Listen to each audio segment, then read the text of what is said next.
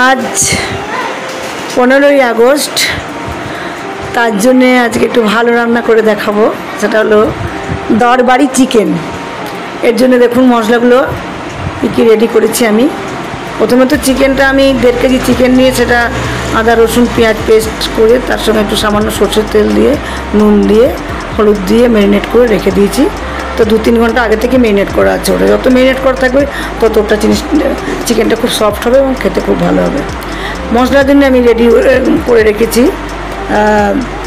জিরে একটু, আর কিছুটা রসুন, তারপরে আপনার স্লাইস করে রাখা অনেকটা পেঁয়াজ, তারপর দারচিনি, লবঙ্গ, এলাচ, একটু জয়িত্রী আর কিছুটা কাজু বাদাম।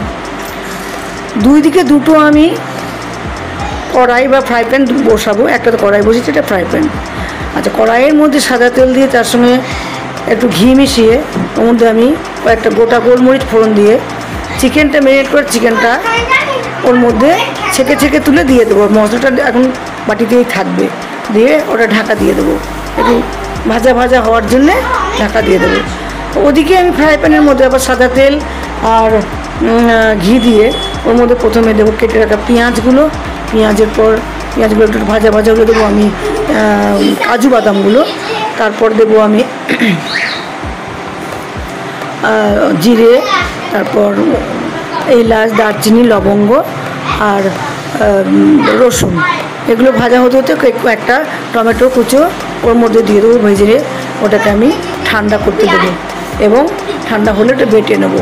বেটে নিয়ে আমি মশলাটা এখন রেডি করছি। ওদিকে আবার ফ্রাই প্যানের মধ্যে আমি আর একটু তেল আর ঘি মিশিয়ে ওর মধ্যে দেবো আমি কাশ্মীরি লঙ্কার গুঁড়ো, বেশ অনেকটাই দেবো রঙটা হওয়ার জন্য। তারপর দেবো ওর মধ্যে টক ফাটানো টক দই, এবং ওটা দেওয়ার পরে আমি মশলাটা ঢেলে দেবো, দিয়ে কষাতে থাকবো।